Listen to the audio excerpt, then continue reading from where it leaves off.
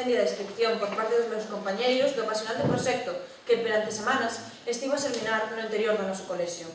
Os alumnos e os profesores unímonos nesta causa común, traballando xuntos, esquecéndonos do abismo que parece imperar nas aulas, en busca dun fin maior. Todos nós estamos aquí como mostra fidedigna do que eu veño a relatar, que non é máis que a repercusión da tenaz labor que levamos a cabo. Eu veño a tentar retratar a todos os alumnos que dixeron sí, que se comprometeron con esta causa, indo máis aló do mero acto lectivo. Eu seino, e pretendo que vos sesades conscientes de que esta non é unha labor doada, que foron centos de rapaces e rapazas das máis variadas idades, os que hermanáronse un 8 de marzo, para facer que ese non fose un día máis. Recollo aquí testemunhas de algúns dos anónimos participantes desta iniciativa, tentando así darlle voz a algún deles.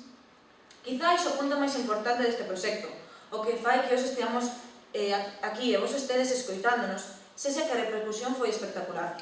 Eu non estou a referir á repercusión mediática, pois iso só foi unha consecuencia colateral de todo o noso traballo. Eu estou a referir á repercusión que tivo na mocidade, a como todo o instituto uniuse. Chamoume especialmente a atención o entusiasmo que os rapaces mostraban ante estas actividades, que participaron en todo o momento. Un exemplo o vemos na súa predisposición a traer cada un unha bata como símbolo da conmemoración, ou no remate final do día, onde todos xuntos formamos unha superbata no centro do patio de recreo. Dixo Iago Rodríguez Barril, estudiante de primeiro de bacharelato, cando lle preguntei. Porque ao fin e ao cabo, o importante é que foi unha performance moi interesante que mostraba o apoio dunha nova xeración cara á liberación femenina. Dixo Germán, estudante de cuarto de ESO. Acaso podería estar máis acertado? Este proxecto deu oportunidade aos rapaces e rapazas do instituto a moverse por unha causa, a despertar do seu onérico soño ante o mundo e enfrontarse a unha situación tan preocupante como é o machismo que impera na nosa sociedade. Permitiu que os estudantes sacasen a forza para reivindicar a igualdade entre sexos.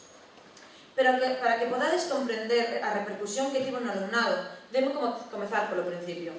Ao comezo do proxecto, a nosa profesora de Ética, Mercedes Oliveira, presentounos na clase o vídeo de Claudia Breña. O certo foi que nun primeiro tempo, a maioría dos alumnos non soubemos como reaccionar. Todo era un pouco extraño.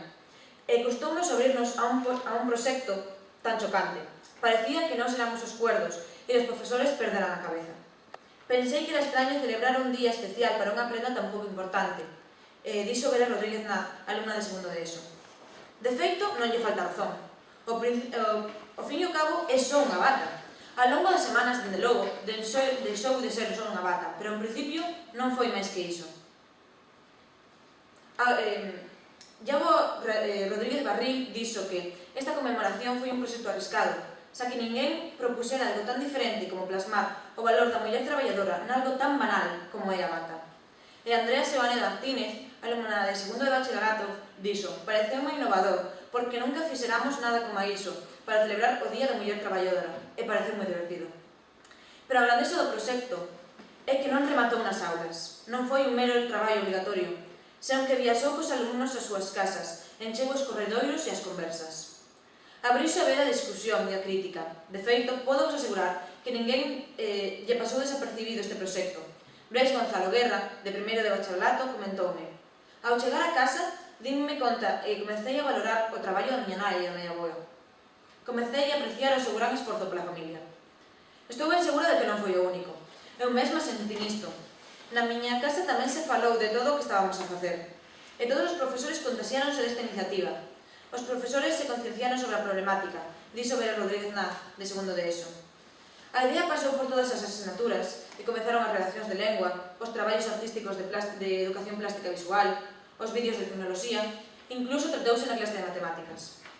E desta forma, o instituto quedou impregnado dunha atmósfera loitadora, reflectindo os sentimentos revolucionarios de todos os estudantes e os docentes.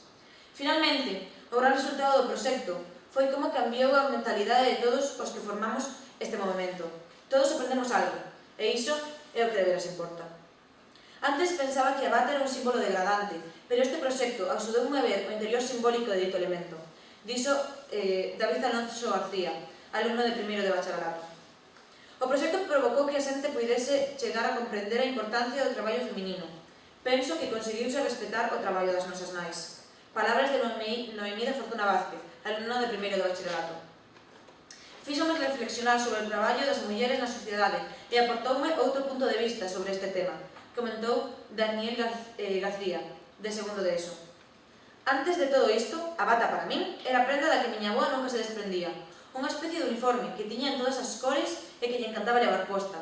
Agora sei que é unha prenda de roupa, pero non como calquera outra, é nosa, galega, e representa a muller en todos os seus aspectos, dixo Andrea Xaone Martínez. Este foi o froito de tanto traballo.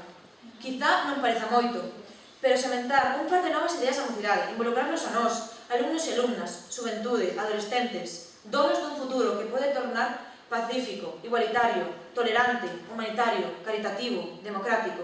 Quizá sexan estas pequenas novas ideas, este levantamento, este non quedarnos calados. Quizá sexa esta forma de conseguir todos eses ideais que farán deste planeta un idílico mundo ao que pertencer. Un mundo onde xa non existan as guerras, onde remate a violencia, onde non existan diferencias, onde non teñamos que despertar coa vergoñenta noticia de que morreu unha muller máis, xa van 67 víctimas do machismo.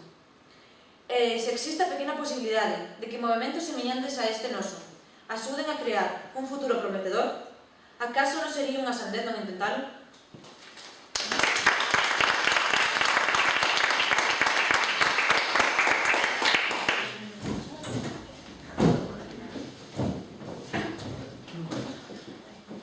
Vamos a improvisar un pouco para facelo máis ameno, podísimos os tres, e así podes coñecer tres testemunhos.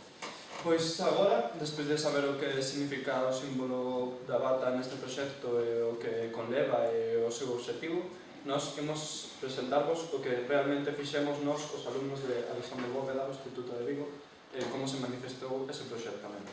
Vale. Entonces, se lle podes dar patadas ao PowerPoint, tudo máis, patadas. No, máis. No, aí. Son movimento proxecto.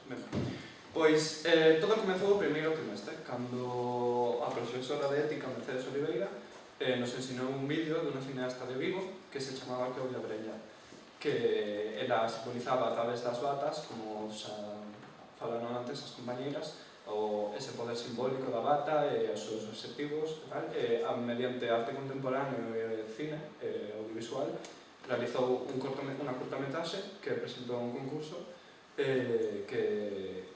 que falaba de todo isto, nos o ensiñou, resulta que o vídeo trataba temas que nos tratábamos en ética. Entonces, a partir dese vídeo, nos adoptamos ese símbolo da bata para traballalo. O que fixeron os profesores, primeiro chegaron unhas batas dunha fábrica de Pontevedra que se chama Enca. A primeira idea era facer unha instalación no instituto con todas esas batas na que causaron un impacto e a xente preguntase por que todas estas batas, que se interesasen. Además, mesturaba ese arte contemporáneo que Claudia Brella fixo na súa cortometraxe. Entonces, surxiu ese proxecto. Os profesores empezaron a facer horas extra para desenvolver un traballo que involucrase a todos os alumnos e a todos os profesores, a toda a comunidade educativa, e que despertase esa iniciativa de cambiar as cousas mediante o poder da bata. Entonces, reuníronse, o que fixeron era, no segundo trimestre, no día 8 de marzo, o Día da Muller Traballadora, fixar ese día como momento auxe, non digo remate, dese proxecto. No que ese día, pois vendía a cineasta Claudia Brella, faría unha reunión sobre a curtametraxe e falaría con nós sobre as batas e todo iso. Entonces,